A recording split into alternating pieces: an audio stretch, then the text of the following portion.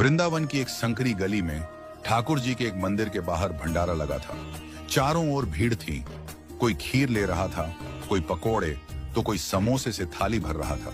उसी भीड़ में एक वृद्ध संत खड़े थे। वे एक कोने में खड़े होकर सब कुछ शांत भाव से देख रहे थे। तभी एक युवक जो पहली बार तीर्थ यात्रा पर आया था, उनके पास आया और बोला, बाबा जी, सब तो खा रहे हैं, खीर भी है, पकोड़ा भी, मैं भी ले लूं ना प्रसाद? संत मुस्कुराए, पर उनकी मुस्कान में करुणा थी, चेतावनी भी। उन्होंने कहा, बेटा, प्रसाद कोई खाना भर नहीं है, ये तो भाव का आदान प्रदान है। मंदिर के गर्भगृह से जो भगवान के चरणों में अर्पित हुआ है, वही शुद्ध प्रसाद है, उसे लो श्रद्धा से।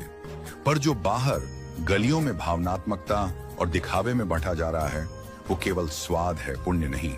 युवक थोड़ा चौंका। तो बाबा, सेवा करना, बांटना, वो तो पुण्य है ना? संत बोले, जरूर, जो बांट रहा है उसका पाप कटता है, लेकिन जो खा रहा है, यदि वह विवेक नहीं रखता तो उसके पुण्य नष्ट हो सकते हैं। बेटा, अगर तू गृहस्थ है, साधक है, भजन करना चाहता है, तो सावधानी रख। बाहर का हर दिया गया पदार्थ न खा, हर बात का भान रख। बिहारी जी या राधा वल्लभ जी के मंदिर से जो थोड़े से तुलसी या मिश्री मिले, वो सच्चा प्रसाद है।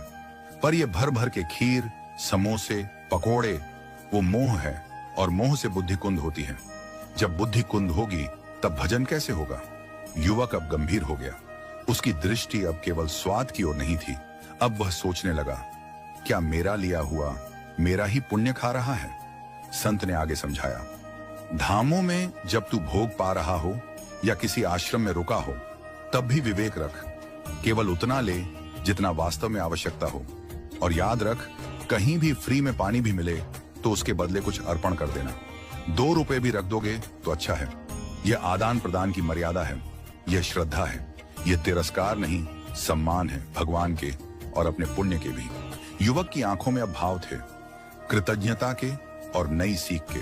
वह अब समझ चुका था कि प्रसाद लेना केवल खाना नहीं है, यह एक आत्मिक निर्णय है, यह भावनात्मक नहीं, आध्यात्मिक है।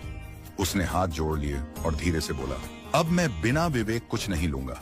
जहां ठाकुर जी की सेवा हो, वहीं झुकूंगा, वहीं लूंगा, बाकी कहीं भी। चाहे 100 रुपए का स्वाद मिल जाए, मैं अपने हजारों पुण्य नहीं खोऊंगा।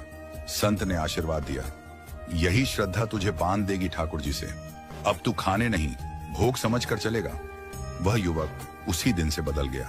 अब जब भी वह किसी भंडारे के पास से गुजरता, तो हाथ जोड़ लेता और मन ही मन भगवान से कहता, हे प्रभु, आप ही के चरणों